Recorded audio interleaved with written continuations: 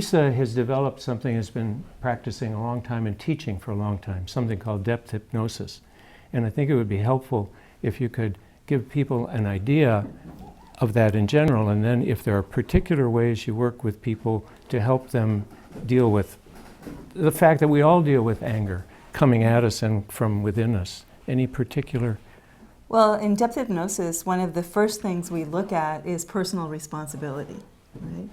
And if one is feeling angry, and if one is able to realize they're feeling angry, then what you want to do in as a compassionate way as possible is to try to understand, okay, where is this arising from within me? And to understand that it has really nothing to do with the other person if you are feeling angry. The other person may be doing something, but your reactivity is your responsibility. And maybe the other person is doing something that is abusive, and then you still have to bring compassion to the situation, try to understand, is this anger actually informing me that I'm being abused? And in that case, the anger is serving a particular role.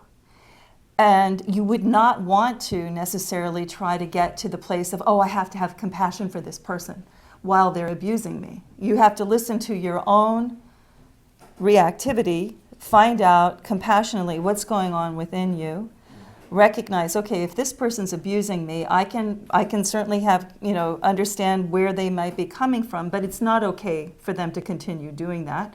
I need to use my anger to tell me there's a boundary that needs to be put down here, right? Then let's say you're angry and you realize the other person's not doing anything. They're just being themselves. Well, then you know exactly, and you're holding yourself compassionately, you're holding the other person compassionately, you're understanding that you're each other's teachers. And then in that case, what you would do is you really need to take it inward. If the other person is not being abusive, you're just being reactive, then you really need to look at what is going on inside of yourself. And one of the things that we look at in depth hypnosis, I teach a class called The Inner Self and Relationship. And in that class, one of the premises is that in your external relationships, there is probably a dynamic that reflects a dynamic that's going on between parts of the self.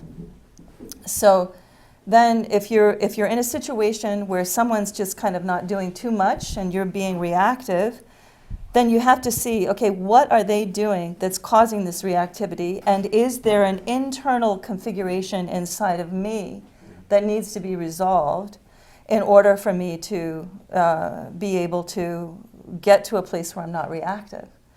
So from a depth hypnosis point of view, anger is actually good news because it's information. And if you can bring, fierce compassion for yourself, fierce compassion meaning you're looking at your suffering and you're trying to hold it compassionately, but you're also trying to understand the roots of that suffering. And if you have that view, then you can understand, okay, what is the proper relationship to this anger? How do I act from this anger?